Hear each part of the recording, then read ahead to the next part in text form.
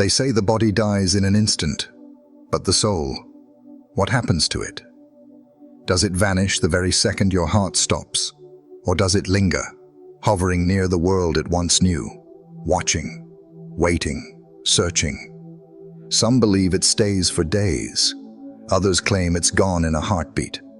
But what if the truth is stranger, more mysterious, and closer than you ever imagined? From the beginning of time, humans have asked one haunting question: what happens after we die? It's the kind of mystery that follows us through every culture, every faith, every era. We bury our dead, we light candles, we whisper prayers, but underneath it all is the same aching curiosity. Where does the soul go, and how long does it linger once it leaves the body? That's the heart of today's journey. This isn't just an abstract idea for philosophers and priests. It's personal. Anyone who's lost a loved one has wondered if their presence was still near. Maybe you've walked into a silent room and felt a strange stillness, like someone unseen was there. Maybe you've dreamed of them the night after they passed, so vivid it felt like more than just a dream. Are those just tricks of the mind, or clues that the soul doesn't leave as quickly as we think? In this video, we're going to peel back the layers of this mystery. We'll look at what ancient traditions believed, what the Bible says, what scientists have discovered, and what thousands of personal testimonies suggest. You're going to hear ideas that may comfort you, challenge you, or even shake what you thought you knew about death. By the end, you'll see that the answer to how long the soul stays after death is not just about time. It's about eternity, and what that eternity means for you right now. Stay with me, because the truth might be closer than you think. Every culture has carried its own torch of belief about the soul's journey after death, and those beliefs are as varied as the languages we speak. Take ancient Egypt, for example. They believed in two spiritual parts, the Ka and the Ba. The Ka was like a life force that stayed with the body, while the Ba was the personality that could travel between the worlds of the living and the dead. That's why they buried their dead with food, treasures, and even servants, so the Ka would be sustained and the Ba could find its way to the afterlife. To them, the soul didn't disappear. It lingered, moving through stages until it could be judged by the gods. In Hinduism, the soul, or Atman, is eternal. Death isn't seen as an end, but as a passage. The soul is believed to leave the body and enter a cycle of rebirth, depending on karma. Some traditions hold that the soul lingers close to the body for a short time, before moving on to its next life. Family rituals like cremation are performed quickly to help guide the soul in its journey. There's an urgency in those customs, a recognition that the transition is delicate and must be honored. Buddhism speaks of the bardo, a state between death and rebirth. Tibetan texts describe the soul wandering through this in-between world for up to 49 days. During this time, it faces visions and trials, and the prayers of loved ones can help guide it toward a better rebirth. To Buddhists, death is less about finality and more about navigating a mysterious terrain where the soul hovers between what was and what will be. In Christianity, beliefs vary widely. Some traditions teach that the soul departs instantly at death, standing before God in judgment. Others speak of an intermediate state, a waiting period until the final resurrection. Even within the same faith, you'll find different answers. Some hold to the hope that the soul rests peacefully, while others believe it moves immediately into eternal presence with God or eternal separation. Across these cultures, one truth emerges: no one treats death lightly. Whether it's days of rituals, immediate departure, or a journey lasting weeks, every tradition points to the same human instinct, that the soul matters, and that its departure from the body is not just a flicker gone out, but a passage to something unseen. The question that lingers, however, is this: which of these beliefs, if any, tells the truth about how long the soul stays. When we turn to the Bible for answers, the mystery deepens, but it also sharpens into something more personal. Scripture doesn't give us a stopwatch for the soul, but it does leave powerful glimpses into what happens the moment life ends. In the book of Ecclesiastes, we read that the dust returns to the ground it came from, and the spirit returns to God who gave it. That sounds immediate, like there is no waiting room, no middle ground. The body goes back to the earth, but the soul returns to its creator in an instant. Paul echoes this thought when he writes in 2 Corinthians, "To be absent from the body is to be present with the Lord." His words are direct, as if to say the separation between life here and life there is seamless. You take your final breath in one world, and your first breath in the next is already with God. For believers, this is a comforting promise, that death isn't a wandering, but a homecoming. And yet, other passages invite questions. In the Gospel of John, Jesus speaks of a time when all who are in their graves will hear his voice and come out. That sounds like a resurrection still to come, a future moment where souls and bodies reunite. Some Christians take this to mean the soul doesn't go immediately to heaven or hell, but enters what's often called soul sleep, a kind of rest until the final judgment. Jesus' own words to the thief on the cross add another layer. "Truly I tell you, today you will be with me in paradise."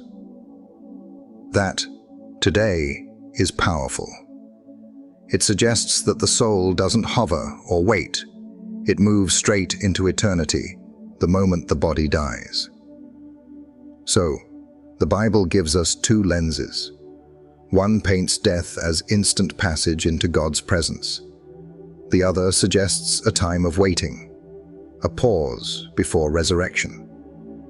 For centuries, Christians have debated these verses, some emphasizing the comfort of immediate presence, others stressing the hope of resurrection day.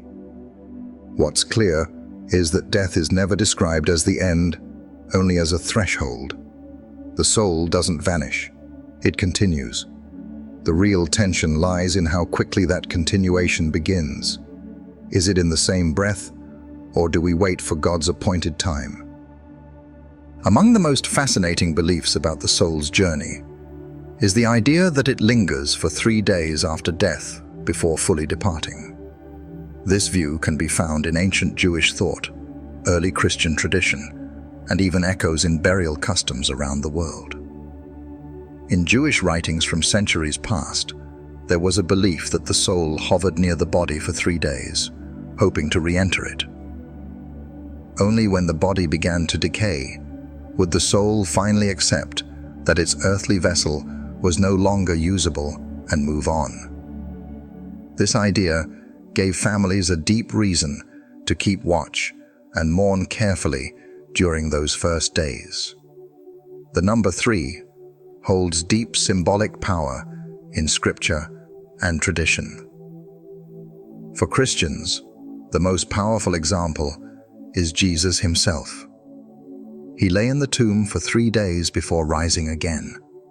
Many early believers saw in this a mirror of what happens to every soul, a short passage of time between death and new life. Some churches still preserve a kind of 3-day mourning pattern, lighting candles or holding prayer vigils during that window, as if the soul's presence is felt more strongly in those hours. Even outside the Judeo-Christian world, this pattern repeats. In some Asian cultures, families keep watch over the body for 3 days before burial or cremation.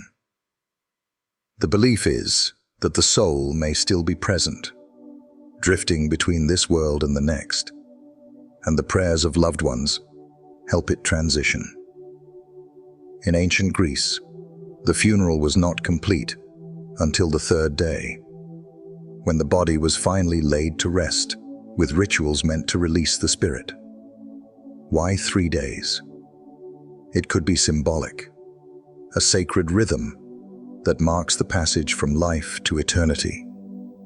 It could be practical, tied to the natural changes of the body after death.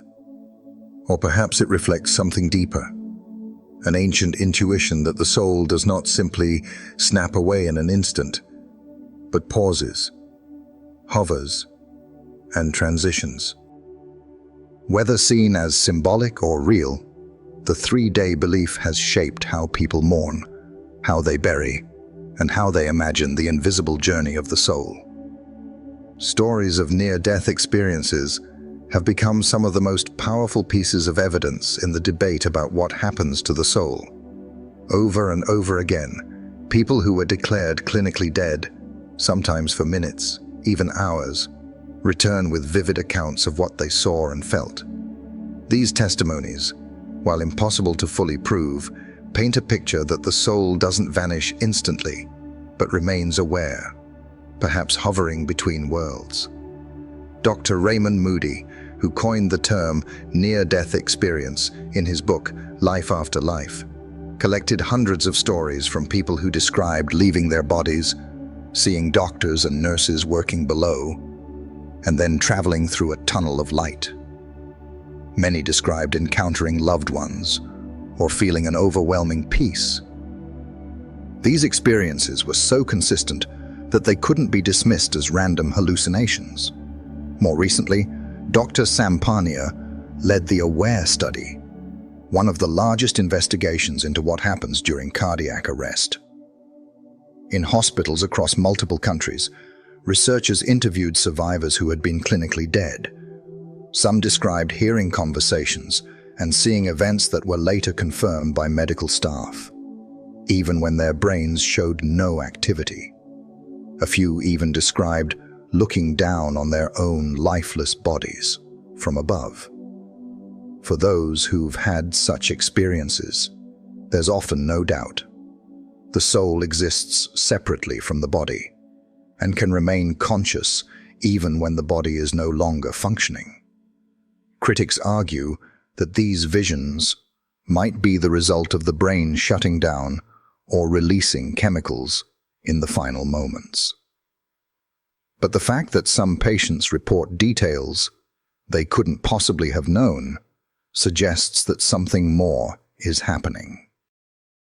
Near-death experiences also reveal something about time. Many people say that while only minutes passed in the hospital, their experiences felt much longer, like time itself bent or lost meaning. If that's true, then asking how long the soul stays after death may not even make sense in the way we normally measure time. Whether you take these stories as proof or as mystery, they've shaken the modern world's assumptions about death. They've reminded us that death may not be a wall, but a doorway, and that the soul's departure is more than a flick of a switch. It may linger, aware and alive, in ways we can barely begin to understand. Science approaches death with instruments and measurements, but even the most advanced machines can't fully explain what happens when life ends. From a clinical standpoint, death is marked by the cessation of heartbeat and brain activity. Yet recent studies suggest the body doesn't shut down as neatly as we once thought. Researchers have recorded brainwaves that flicker for minutes, sometimes hours, after the heart has stopped. In some cases, bursts of brain activity appear right at the moment of death, patterns similar to those seen during heightened states of consciousness. This raises unsettling questions. If the brain shows activity after the body is clinically dead, could consciousness remain? Could the soul, or something like it, still be aware? Scientists are cautious not to label this the soul, but the findings leave open the possibility that death is not instantaneous. In 2017, a team of Canadian doctors observed a patient whose brain activity continued for more than 10 minutes after life support had been withdrawn. Even though the patient showed no pulse or reflexes, they couldn't explain it. Other studies in animals have found genes switching on after death, as if the body itself takes time to fully shut down. From a biological perspective, the body's systems collapse at different speeds. The heart may stop, but cells continue to live for a while. The brain may cease measurable activity. Yet some processes flicker on. Science calls this the dying process, a window that can last from minutes to hours. But science stops short of saying where the soul fits into this. Some scientists argue that consciousness is simply the product of the brain, and once the brain stops, awareness ends. Others admit we still don't know what consciousness really is, and whether it's tied entirely to the brain or if it exists beyond it. This mystery is why studies of near-death experiences fascinate researchers. They hint at awareness existing outside of normal brain function. In the end, science gives us pieces of the puzzle, but not the whole picture. It shows us that death is not always an immediate switch-off, but a process. What it cannot measure is the very thing humans long to know most, whether the soul itself lingers, and if so, for how long. That question remains beyond the reach of microscopes and machines. Beyond studies and scriptures, some of the most powerful insights come from ordinary people who've lived through the loss of someone close. Their stories carry a weight that numbers and theories can't match. Hospice nurses, who spend their days at the threshold between life and death, often speak about patients seeing loved ones in their final hours. A man who hasn't spoken in days suddenly lifts his eyes, smiles, and whispers the name of a long-departed spouse. A child looks past everyone in the room and says, "She's here." Nurses hear this so often that they've come to expect it. It's as if the dying see a world the living cannot. Families, too, share experiences that suggest the soul lingers. A woman grieving her father might describe feeling his presence in the house for days after his passing. The favorite chair creaks as if someone sat down. A faint scent of his cologne drifts through the hallway. Sometimes it comes in dreams, so vivid, so real, that the dream feels less like imagination and more like a visit. Many find comfort in these moments, believing their loved ones are near, watching over them before fully letting go. These testimonies aren't limited to one culture or faith. Across the world, people tell of sensing a presence after death. In parts of Africa, families speak of hearing footsteps or voices in the days following a burial. In Latin America, candles are lit at home to guide the spirit in case it hovers nearby. In rural America, countless stories are told of clocks stopping at the exact moment of death, as if marking the passage of the soul. Skeptics may dismiss these as grief, imagination, or coincidence. Yet when so many accounts echo the same theme, the feeling of a lingering presence, it becomes harder to ignore. At the very least, these experiences reveal how deeply humans sense that the soul doesn't cut ties instantly. There's a transition, a nearness that softens the sting of loss. For many, that is proof enough that love and soul remain close, at least for a little while, before moving fully into eternity. Here's where the puzzle becomes even more difficult. Our entire question rests on the idea of time. We ask how long the soul stays, but what does long even mean once the soul has left the body? Time is something we measure with clocks, calendars, and heartbeats. It's tied to the rising and setting of the sun, to the ticking of seconds we feel in our own bodies. But if the soul is eternal, if it's not bound by the same laws as flesh and blood, does time still apply? Think of it this way. To us, a minute feels like 60 seconds. But when you dream, entire hours or even days can pass in what is only a few minutes of real time. If the mind can already experience time differently, how much more mysterious might it be for the soul once it leaves the body? For the living, we count hours after death, We hold vigils for days. We measure mourning in weeks and years. But for the soul, the shift from life to eternity could be instant, outside the bounds of any clock we know. This raises a challenge. Maybe the real question isn't how long the soul stays after death, but how we interpret that journey from our perspective. What feels like days of lingering to us may feel like no time at all to the soul. It's like standing on opposite sides of a river. One side measures the flow of water in seconds. The other sees the river as endless and timeless. Our longing to measure the soul's journey might be an attempt to put eternity into a stopwatch, and eternity doesn't fit into one. That tension makes the mystery deeper. We want a number, an answer we can hold. But if the soul belongs to eternity, then perhaps time is not the language it speaks. The moment of death is often described as a crossing. But what exactly happens in that moment may depend on which side you're looking from. For those of us still alive, the soul's departure might appear gradual. We sense a presence for hours or days. We feel a lingering nearness. We imagine a journey.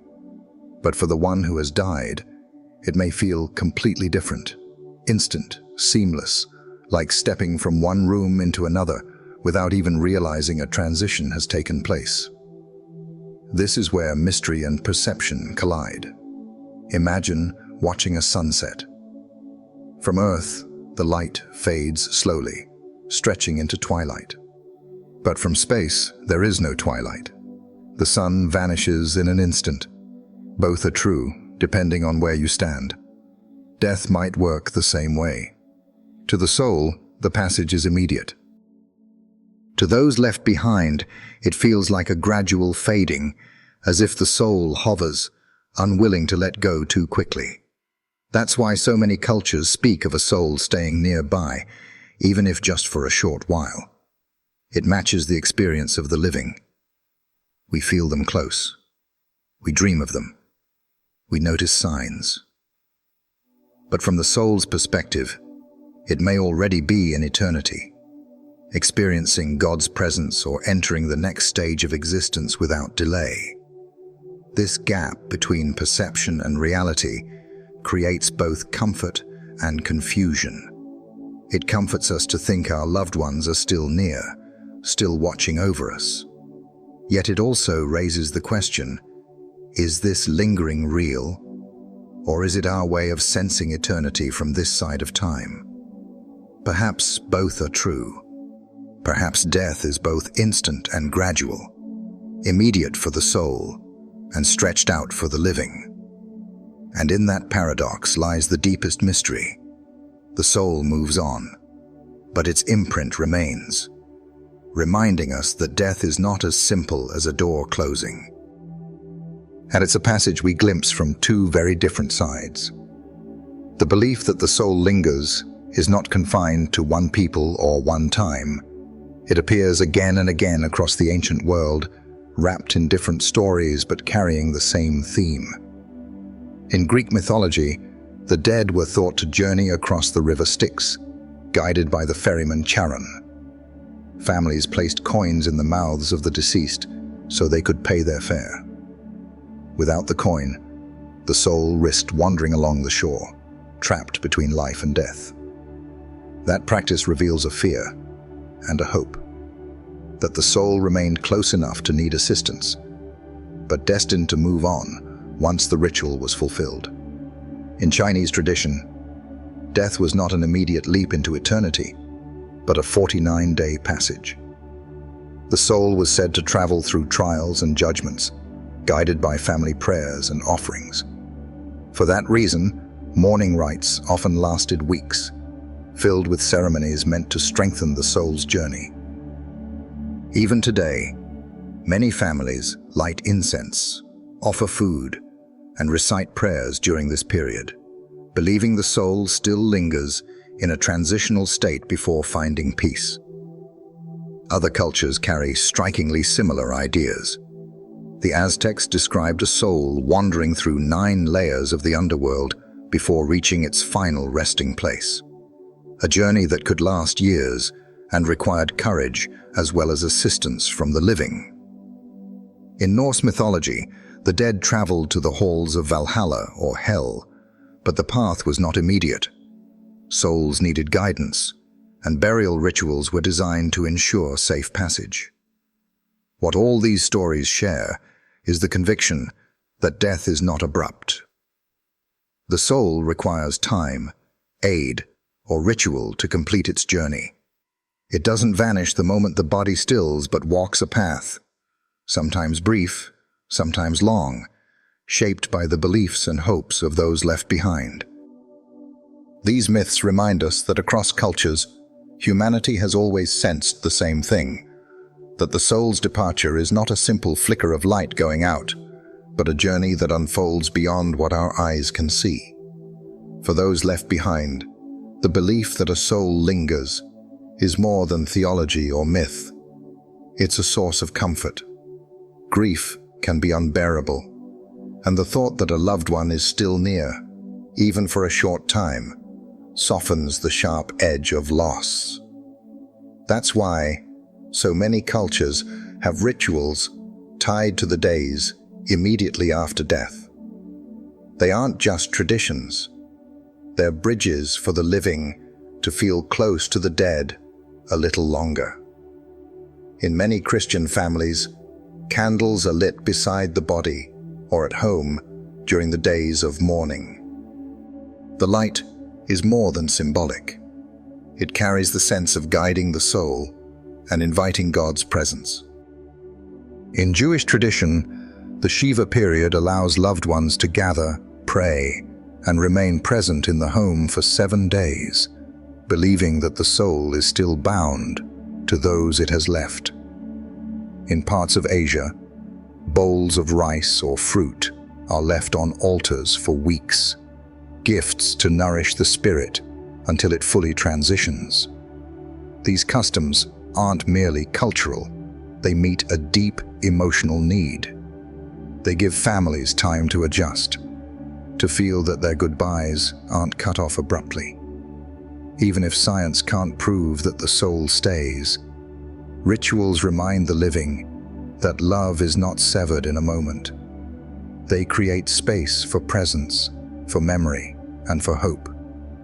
The comfort is not only in the thought of the soul's nearness, but in the assurance that death doesn't end the relationship. People speak to graves, keep belongings untouched, or whisper words into empty rooms because it feels like someone is still listening. That sense of connection eases grief and points to something greater, the belief that love itself is stronger than death. In the end, these practices reveal more about the living than the dead. They show how deeply humans need to believe that the soul does not leave in a rush, but stays long enough for us to say our final farewells. Whether that lingering is literal or symbolic, it provides healing. It allows us to release our loved ones, not into nothingness, but into eternity, with the comfort that their presence has not left us as quickly as we feared. After exploring traditions, scriptures, testimonies, and science, we arrive at the heart of the mystery. What can we actually know for sure about how long the soul stays after death? The truth is, no answer satisfies every perspective. Some voices insist the soul leaves instantly, carried into the arms of God or launched into its next life. Others argue it hovers for days, weeks, or even longer, bound to the body or wandering the earth. And then there are the skeptics who say the soul is only a human invention, that what we feel after death is memory and grief, not presence. Yet when we set all these side by side, something striking appears. No tradition, no testimony, no scientific study has ever claimed the soul is nothing. Whether they call it spirit, consciousness, or life force. Every culture and every faith treats death as a doorway, not a wall. The differences lie in timing, whether the passage is instant, delayed, or gradual. But the agreement is universal. The soul continues. This is where the question of how long becomes both more fascinating and more complicated. For the living, time drips slowly. We measure death in hours, days, anniversaries. We cling to the idea that the soul is still with us because we need those extra moments, those final ties. But for the soul, time may vanish.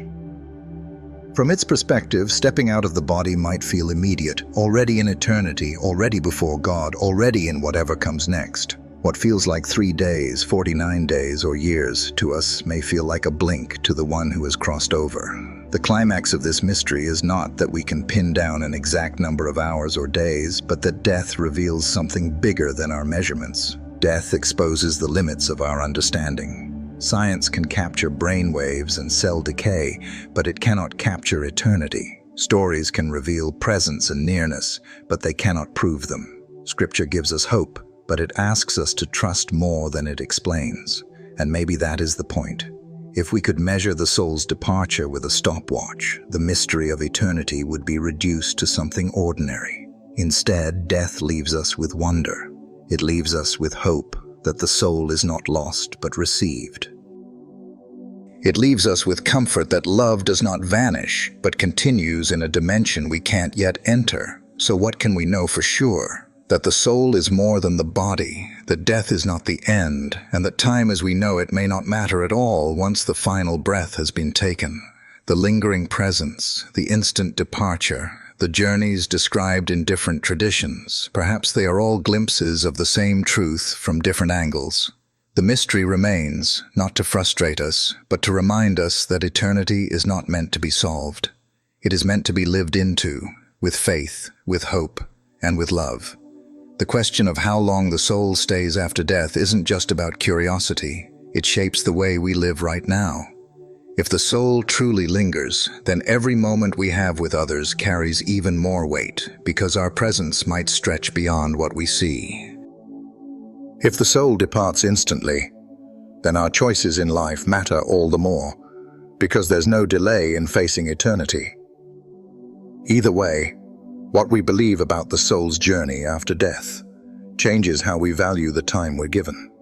When people believe their loved one's soul is still near, they often live with greater tenderness in those days of mourning.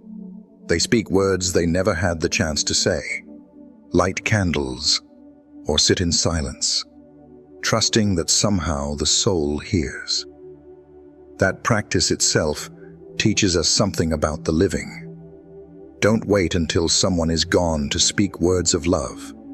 Say them now, while the ears can hear and the heart can feel. If, on the other hand, the soul leaves immediately, then every decision in this life becomes urgent. Life is fragile, and eternity could begin in the very next breath. That belief challenges us to live with clarity, to make peace where there is conflict, to choose kindness where bitterness would be easier. It urges us to remember that what we do here echoes beyond our final heartbeat. In both views, whether the soul lingers or leaves at once, the call is the same. Live as though every day matters, because it does. Time, whether stretched or cut short, is a gift. And belief in the soul reminds us that life is more than survival, more than routine, more than chasing temporary gains. It's about preparing for a journey that begins the moment this one ends. This is why the mystery of the soul is not just about death, it's about life. It reminds us to hold our loved ones close, to forgive more quickly, to live with eternity in mind. The soul's path after death may be hidden from us, but its meaning for the living is crystal clear. What we do with our days echoes far beyond them. We've walked through the beliefs of ancient cultures, the words of Scripture, the insights of science. and the voices of those who have stood at the edge of life and death. And still, the question remains, how long does the soul stay after death? The truth is, no single answer can capture it. Some traditions say the soul hovers for 3 days. Others speak of 49. Some insist it departs instantly, and others suggest it rests until resurrection. Science points to processes that linger in the body, but even the best instruments cannot measure what lies beyond. What we do know is this: death is not described as an end, but as a threshold. Every story, every testimony, every ritual tells us the same thing, that the soul continues. Whether the passage is immediate or drawn out, whether it feels like seconds or days, the soul does not disappear. It moves on, carried into what lies beyond our sight. And maybe the greater question isn't how long the soul lingers, but where it goes. For those who believe in God, the hope is clear. The soul returns to its Maker, embraced in eternal presence. For others, the journey takes different forms, but the underlying conviction is the same. The soul matters. It survives. It is not extinguished with the body. So when you stand at the bedside of someone you love, or when you think of your own final breath, remember this: the timeline may remain a mystery, but the destiny is not. The soul's story does not end with death. It continues into eternity, and that truth is what gives both life and death their meaning. If you want to go even deeper into the mysteries of the afterlife, watch the next video on your screen right now.